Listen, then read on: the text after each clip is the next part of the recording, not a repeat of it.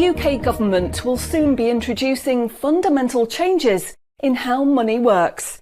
The changes are being planned by central banks around the world, including the UK's central bank, the Bank of England. These changes, once introduced, will affect everyone.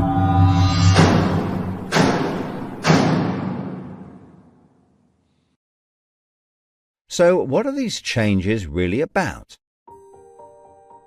The changes being proposed will mean that you will no longer have full control over your spending. In fact, what they are planning is the replacement of money with something which is fundamentally different.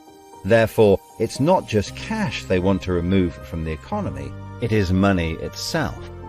Pay attention, because if the new monetary system is allowed to happen, it will be very difficult to reverse, and could mark the beginning of the end of human freedom.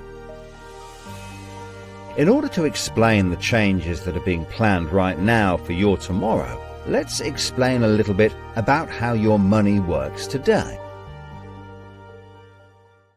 Let's imagine that John decides to buy his daughter a birthday present from Argos. He chooses the product he wants, then pays £50 using his debit card. You might think that £50 is immediately transferred from John's bank account to Argos's bank account. But this is not what happens. A record is created showing that John's bank owes Argos's bank £50, and John's account will even show that the money has left his account, but the actual transfer of funds does not occur at the time of purchase.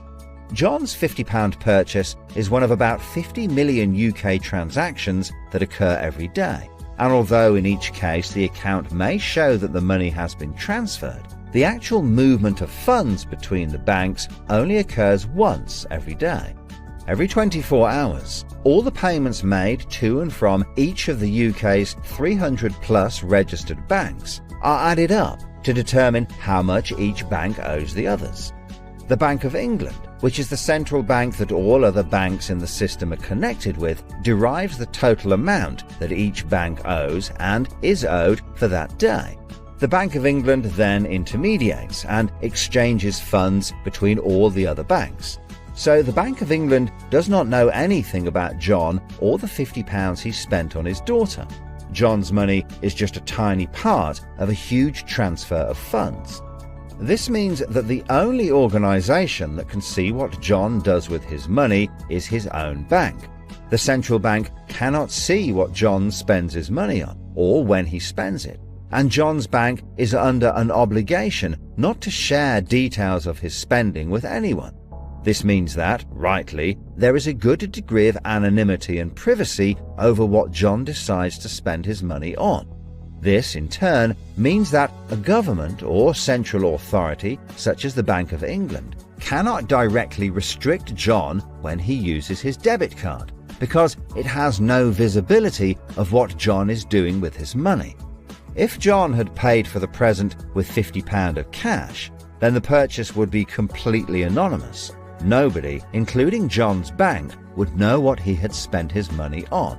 So, cash transactions are truly anonymous, and debit card transactions have a high degree of anonymity, because only your bank can know about them. So, what is this new system? The name of the new system is called Central Bank Digital Currency, or CBDC.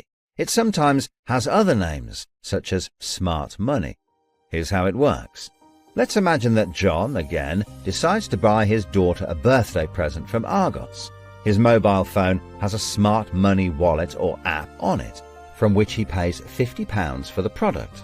The app communicates directly with the central bank, the Bank of England, and the money is transferred from his digital wallet to Argos's digital wallet in less than a second.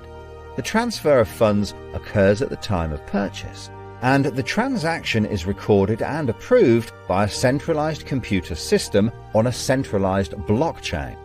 A blockchain is a special computer program that records information very reliably and cannot be amended. The centralized computer system runs continuously and can deal with hundreds of transactions per second as they occur throughout the entire economy, processing all of the public's purchases being made by millions of digital wallets. This sounds fantastic and is so much quicker and simpler than the old system. But there is a fundamental difference, which is that all transactions are centralized in real time as they happen. In other words, one system will be able to know about every single digital transaction in the economy as the transactions occur. This is the critical difference with the new digital monetary system that everyone needs to be aware of. All transactions are centralized in real time as they happen. The people who are planning this new system have made it clear that it would be useful, in their eyes, to use artificial intelligence algorithms in real time to block certain public transactions for a range of different reasons. So, what does this mean for John? Let's just say there is another lockdown and the government want to stop the public moving about the country. With this new system, they could introduce a simple change. That would mean John's wallet would only work if he was located within a certain distance of his own home. Argos is 2 miles from John's house, and he decides to go and buy his daughter a birthday present. He attempts to pay £50 for the product with the app. The app communicates directly with the Bank of England's computer system, and the system rejects John's payment before it is made, because the system knows that John is 2 miles from his own home, and John's wallet has been limited to spending within just 1 mile. John cannot now buy anything unless he moves closer to his own home. His money is now useless if he wants to go anywhere. Why doesn't John just use cash? That would be a good solution for John as long as cash is still in use. So, how might this new system be introduced? The Prime Minister called an emergency meeting today to discuss the unprecedented slide into economic recession in the UK and global economies. Inflation is out of control, and high interest rates are causing thousands of house repossessions. All cash points and over-the-counter cash services are now frozen, and millions of people face losing their life savings as a number of high street banks are declared insolvent. The government and the Bank of England are accelerating the introduction of a new central bank digital currency, which all bank customers in the UK will be able to receive in exchange for their existing money, which in many cases is now unobtainable from their bank accounts. The government say that the new digital money will help the economy recover from recession and will be used to bail out public and corporate money currently held in millions of bank accounts by banks that are at the point of collapse.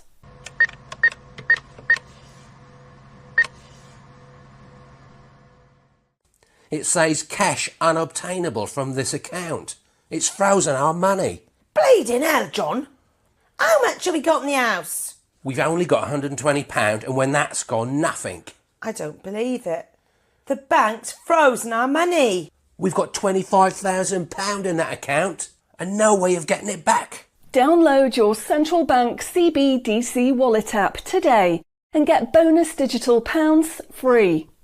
If you exchange your existing bank funds into your digital currency wallet now, you will receive free digital pounds for each account you exchange. You can then spend from your digital wallet by using your phone app, exactly like a debit card. Download the free app now from the UK government website or the App Store. John, we need to download the digital wallet thing. See if we can transfer it in. We've got no other option, love. Wow, it's transferred, and it's given us some bonus money. I can't believe it. How do you know it's worked? It's worked, love. Everyone's using this money now. Right, I'm off down Tesco to try it out. Sorted. Recent figures show that the public's use of cash has halved in the last 12 months. Experts say this is due to the success and sheer convenience of the new CBDC digital money. The government has announced that all cash will be phased out completely over the next 3 years. I can't remember the last time I used cash. It seems so cumbersome and old-fashioned, fiddling about with coins every time you want to buy something. It's much easier now.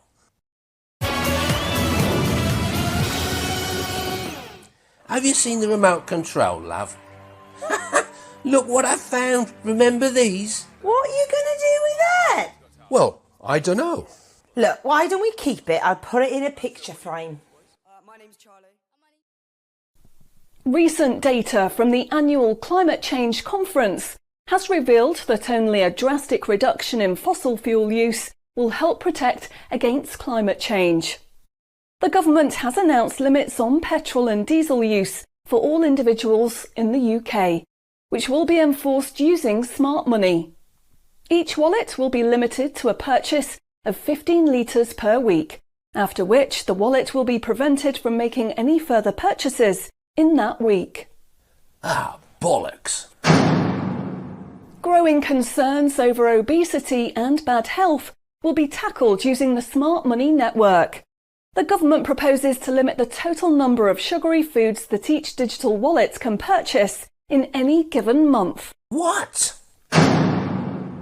Experts say that the new pandemic, which is 10 times more contagious and deadly than coronavirus, can only be defeated by minimising all human contact and staying home as much as possible.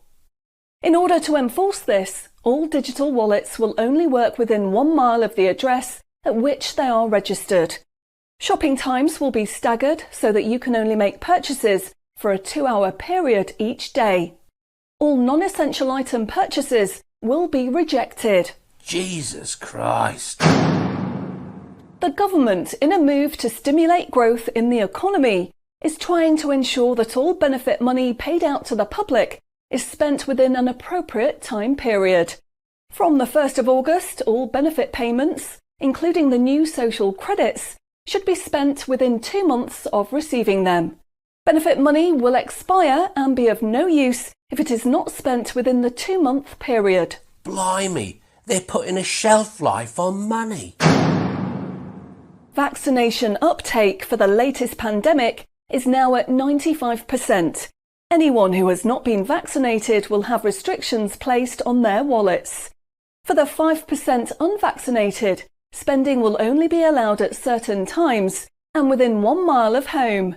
Certain goods, such as alcohol, travel tickets and restaurant purchases, will not be available for those who have not been vaccinated, and their digital wallets will not work outside of the UK. Wow.